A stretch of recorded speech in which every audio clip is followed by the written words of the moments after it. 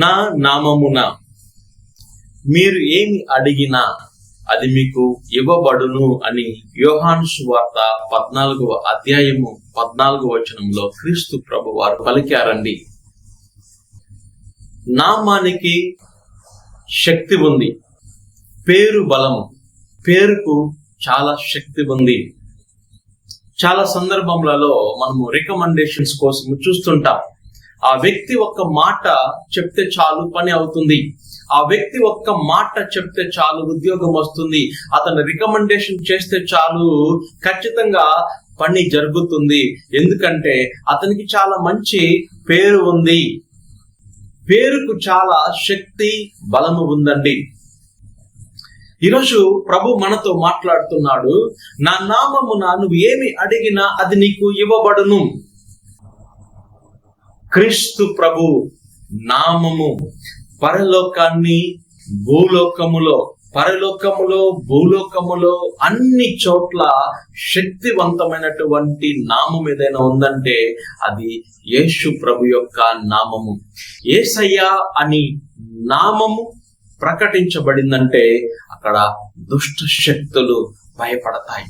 యేసయ్య అనే నామము ప్రకటించబడిందంటే రోగముతో ఉన్నటువంటి వారికి స్వస్థత కలుగుతుంది. యేసయ్య అనే నామము యేసయ్య అనే నామము ప్రకటించబడినప్పుడు ఓదార్పును ప్రజలు పొందుకుంటారు, హృదయములలో నెమ్మది కలుగుతుంది. పౌలు గారు పలుకుచున్నారు. పౌలు గారు ఫిలిప్పీలకు రాసిన పత్రిక 2వ అధ్యాయము 10వ వచనములో, పరలోకములో భూలోకములో ప్రతి ఒక్కరూ క్రీస్తు ప్రభు ముందు మోకరించి తీరాలి. తండ్రి దేవుని మహిమార్థమై ప్రతి నాలుక క్రీస్తే దేవుడని ప్రకటించాలని పౌలు గారు రాశారండి. యేసు ప్రభు యొక్క నామానికి శక్తి ఉంది. యేసయ్య నీ నామములో శక్తి ఉన్నది, అది నాకు అండగా నిలచియున్నది. యేసుని నామములో దుష్టాత్మలు పారిపోవును, వ్యాధులలో ఉన్న వారికి నెమ్మది చేకూరును. యేసు ప్రభు యొక్క నామములో శక్తి. ఆయనను మనం సమీపించాలి. ఆయన నామములో ఎంతో శక్తి ఉందండి. ప్రజల కోసము, రికమెండేషన్స్ కోసము వెతకవద్దు. ప్రపంచాన్ని గడగడలాడించే నామము ఆయన నామాన్ని ఆయన ఆశ్రయించు. అన్ని చోట్ల ఆయన నామాన్ని ఎత్తిపట్టి ప్రార్థించు.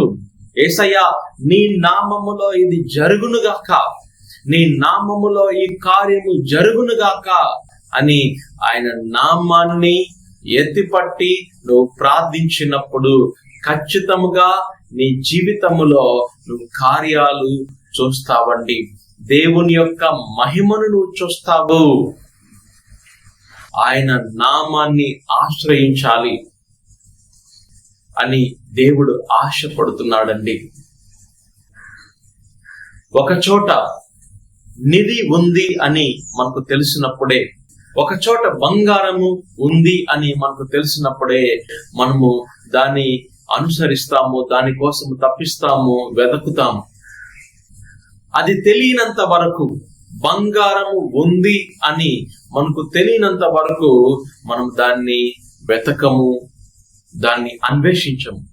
తెలిసినప్పటి నుండి దాన్ని వెతుకుతాం. అదే విధంగా యేసయ్య నామములో శక్తి ఉంది అనే సత్యాన్ని నువ్వు తెలుసుకోవాలి. ఆ శక్తిని నువ్వు, ఆయన నామాన్ని ప్రతి క్షణము నువ్వు అనుసరించాలి. ఆయన నామాన్ని ఎత్తిపట్టి నువ్వు ప్రార్థించాలి. ఏ విధముగా ఒక నిధిని మనము కనుగొంటామో అదే విధంగా ఆయన నామములో ఉన్న శక్తిని మనము ప్రతి సందర్భమందు కనుగొనాలి. ఆయన నామాన్ని ఎత్తిపట్టి ప్రార్థించాలి. ఆయన నామములో ఆయన నామాన్ని ఎత్తిపట్టి మనము ప్రార్థించినప్పుడు అద్భుత కార్యాలు జరుగుతాయి. దుష్టాత్మల చేత పీడించబడుతున్నటువంటి వారికి విడుదల కలుగుతుంది. వ్యాధులలో బాధపడుతున్నటువంటి వారికి స్వస్థత కలుగుతుంది. కృంగిపోయినటువంటి వారికి నెమ్మది కలుగుతుంది. ఆయన నామములో గొప్ప గొప్ప కార్యాలు జరుగుతాయి.